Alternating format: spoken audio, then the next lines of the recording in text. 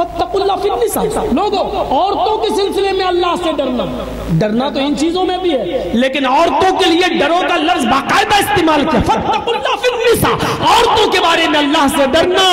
کیا تھا اخلاق نبی کا ان عورتوں کے ساتھ؟ آپ نے فرمایا فَإِنَّكُمْ أَخَذْتُمُوهُنَّ بِكَلِمَةِ اللَّهِ بِأَمَانِ اللَّهِ، تم نے ان کو اللہ کی امان میں لیا ہے۔ کیا ہے یہ عورتیں؟ ایک باپ اپنی بیٹی کو پال پوس کر آپ کو دے دیتا ہے، یہ اللہ کی امانت ہے جو اس نے تمہارے حوالے کر دی، اب اس کو نہیں معلوم کہ میری بیٹی کا فیوچر تمہارے گھر میں کیسا ہوگا۔ اس نے تو تمہارے خاندان کو دیکھا، کچھ بھروسہ کر کے اپنی بیٹی کو بیاہ دیا، اب اس کو نہیں معلوم کہ تمہارے بیٹے کا اخلاق کیسا ہے، یہ اس کے ساتھ کیسا سلوک کرے گا۔ فرمایا بیامان اللہ، تم کسی کی بیٹی کو اپنے نکاح میں لے رہے ہو، یاد رکھنا وہ اس کی بیٹی ضرور ہے، لیکن یہ اللہ کی امانت ہے جو تمہیں سونپی جا رہی ہے، اس کو تمہیں اسی طریقے سے واپس کرنا پڑے گا، یہ اللہ کی امانت ہے۔ قیامت کے دن تم اپنی اس بیوی پر ظلم و زیادتی کرو، اور بیوی بیچاری جب بچوں کی اماں بن جائے تو طلاق کے ڈر سے اپنی شکایت اپنے ماں باپ سے نہ کرتی ہو اور چھپا جاتی ہو، تکلیفیں برداشت کر لیتی ہو اور اپنے ماں باپ کو اپنی سسرال کی تکلیفیں نہ بتاتی ہو، یہاں تم چھپا لوگے، لیکن یہ اللہ کی امانت ہے جو اس نے تمہیں سونپی ہے۔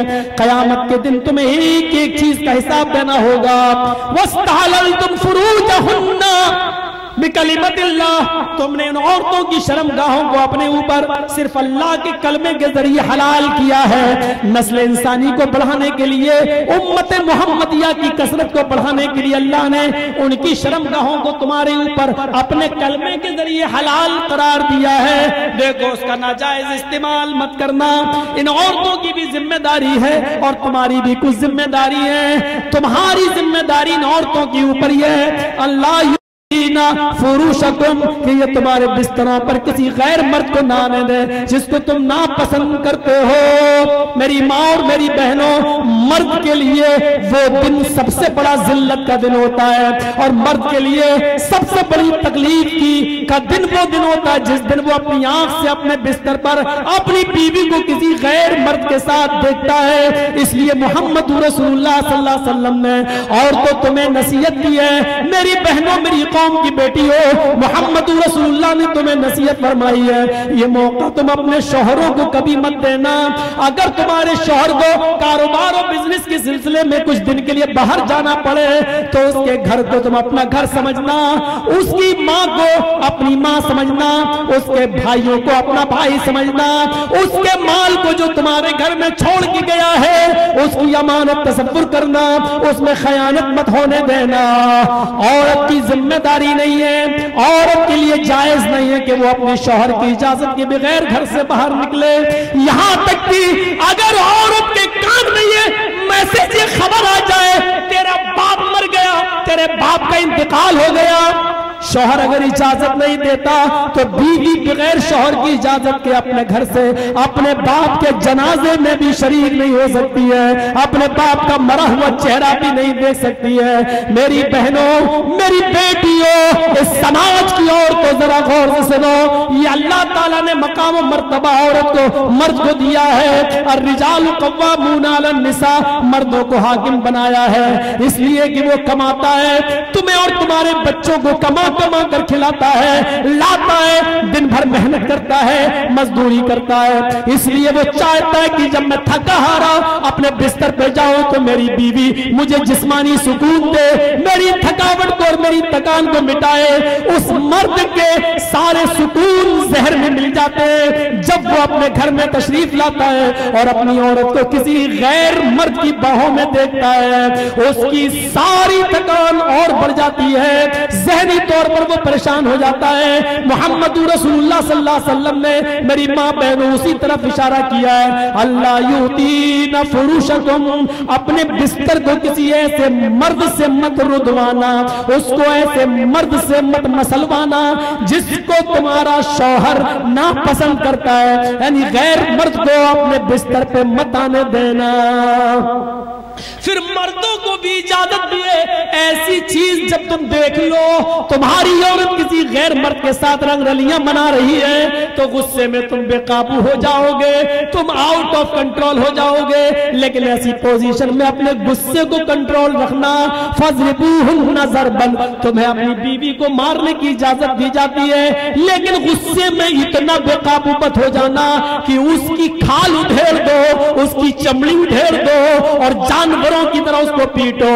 جب تم اپنی بیوی کو رنگے ہاتھ پکڑ لو تو ہلکی مار مارو، لیکن ایسی مار مت مارنا جو نشان بنا دے، اس کے گال پر تھپڑ مت مارنا۔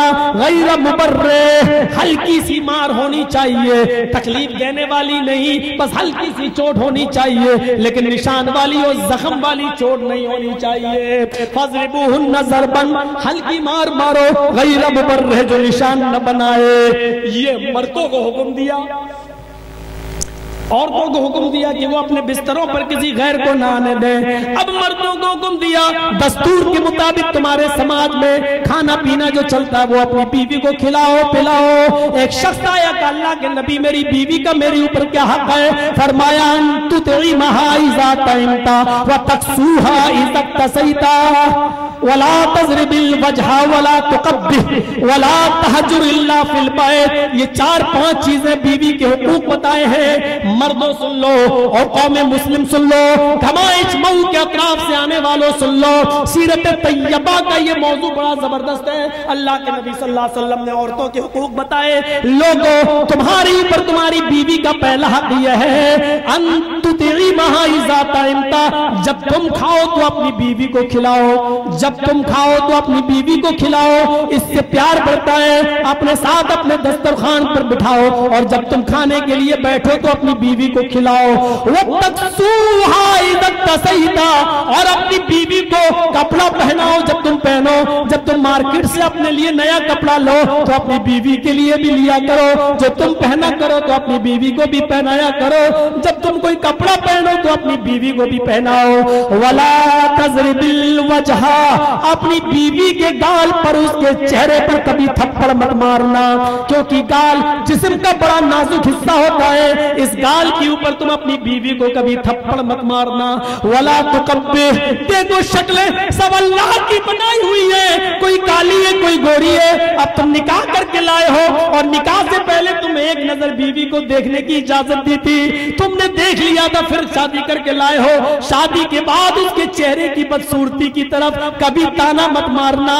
ولا تقبح، اس کی بدصورتی کو مت اچھالنا، اس کی برائیاں مت کرنا، اس کو نٹنی، اس کو کالی کلوٹی، موٹی ٹھنگنی، ان طریقے کے ان الفاظ سے مت پکارنا، یہ تمہارے لیے جائز نہیں ہے۔ ولا تہجر الا فی البیت، اگر تمہاری بیویاں تمہیں مجبور کر دیں اور تمہارے بستر پر کسی غیر مرد کو بلائیں تو تم اپنی بیویوں کو چھوڑ سکتے ہو، لیکن ان کو آوارہ مت چھوڑ دینا، گھر سے مت نکالنا، ان کو گھر ہی کے کسی کونے میں ایک طرف کر دینا، ان کو گھر سے باہر مت نکالنا، کچھ دنوں کے لیے ان کا بستر الگ کر دینا، اپنا کمرہ الگ کر لینا، یہ اس کے لیے سب سے بڑی سزا ہوگی۔ تم اس کو اگر چھوڑو تو گھر کے اندر ہی چھوڑنا، گھر کے باہر دھکا دے کے اس کو مت نکال دینا کہ وہ بیچاری جائے گی تو کہاں جائے گی۔ کہیں ایسا نہ ہو یہ برائی سن کر اس کا باپ بھی اپنے گھر میں جگہ نہ دے، اس کا بھائی بھی اپنے گھر میں جگہ نہ دے، وہ بیچاری کئی غلط راستے میں پڑ کے کئی چکلوں پہ نہ بیٹھ جائے اور کہیں جسم فروش نہ بن جائے۔ اس لیے تم اپنی بیوی کو اپنے گھر کے ہی کسی کونے میں الگ کر دینا، اگر چھوڑنا ہی پڑے تو گھر میں چھوڑنا، گھر سے باہر اس کو دھکے مار کر مت نکالنا۔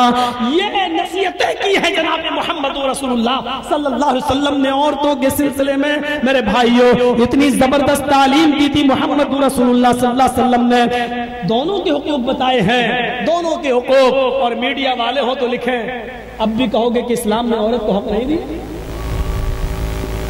اور میڈیا والوں سے تو میرا 36 کا آنکڑا ہے۔